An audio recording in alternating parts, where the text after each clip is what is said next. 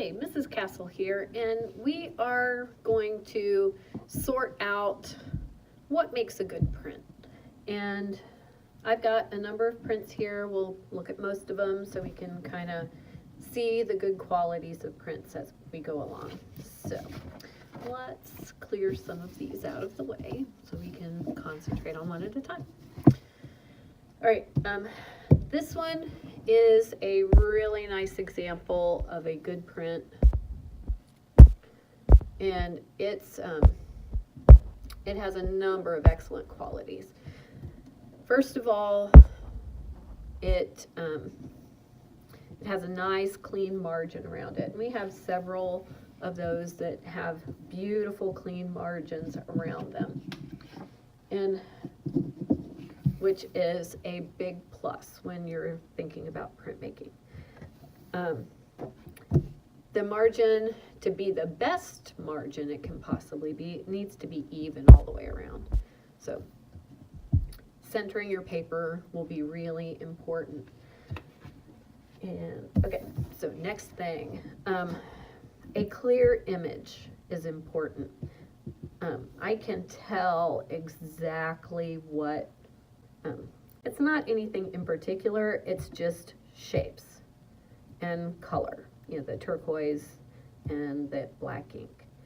But we can clearly see what's going on. Much like, let's see, this one, there's the crown and the word king. Young lady did this to kind of celebrate Martin Luther King Jr., and I thought she did a wonderful job. Getting back to this one, there are some more wonderful things about this one that we need to discuss. You know, the lines where it's cut away areas so that they would not print, those are 99% of those are really clean and you don't have ink in them. The one that I just saw a minute ago is right here that had a little bit too much ink. But overall, this has the perfect amount of ink because we don't have little skinny cutout areas like that all full of ink. I have one here that in one way the ink filling in the tiny areas works. This one has some areas where ink filling in the tiny narrow cuts works, and that's around here in the face.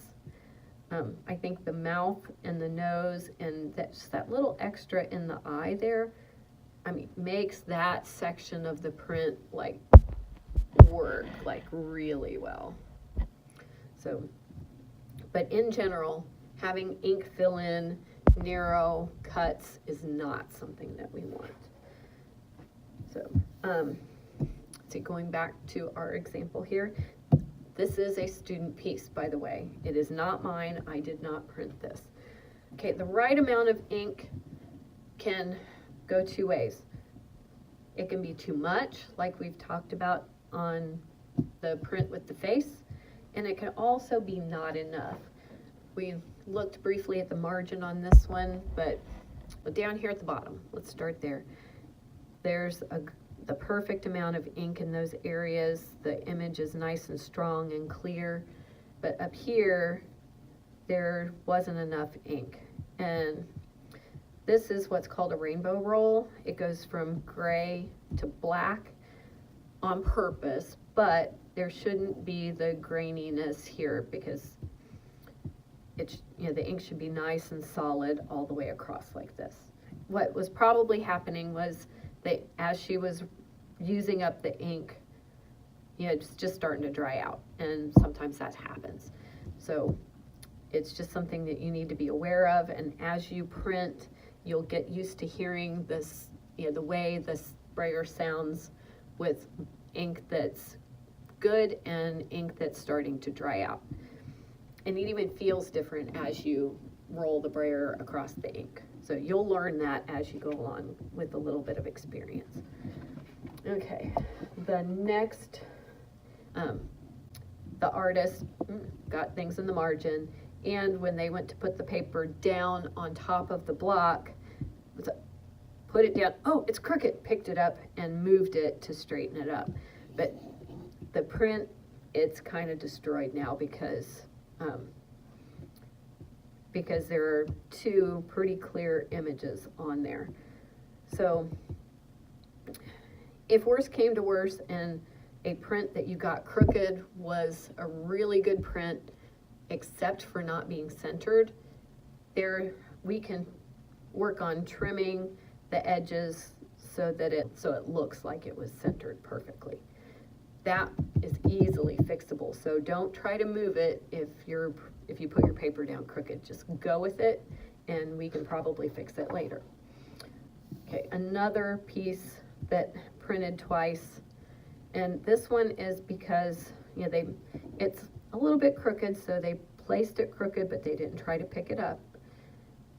But it looks like there was too much ink, because the double image there, and too much ink and the print slid. Like either they pressed too hard and moved it when they were smoothing it down, or it just slid because there was so much, the ink was wet and there was too much. And this one is another example that I want you to see about a clear image. This one is about the New York Giants, and I can clearly see the NYG and big. There's a football helmet there, and it was supposed to say blue over here. And what I think I see is B-U-E. If that was the case that he misspelled blue, then when he transferred to the block, he should have flipped it over and used the other side correct and retraced his original design so he could correct the word blue. Even if this one wasn't a great print because it printed double, it would have been a better print if the spelling was correct. Double check, proofread your things if you have words in yours, okay? Let's see, we've talked about several things to review. Let's look at this one again because this one's a great example. Clean margins, this one has very clean margins. The image printed once. It has mostly the right amount of ink. I think this is silver right here, and it was getting a little bit thin, but it's not as bad as this one, okay? The image isn't quite centered on the piece of paper, but if she were going to use this one to turn in, we could trim it a little bit to make sure that it was, the print looked like it was perfectly square. And the image is very clear. She did a very good job of making sure there was enough texture behind the word king that we can clearly read the word king. So those are all things that we want in a quality print. So happy printing. Thanks for watching.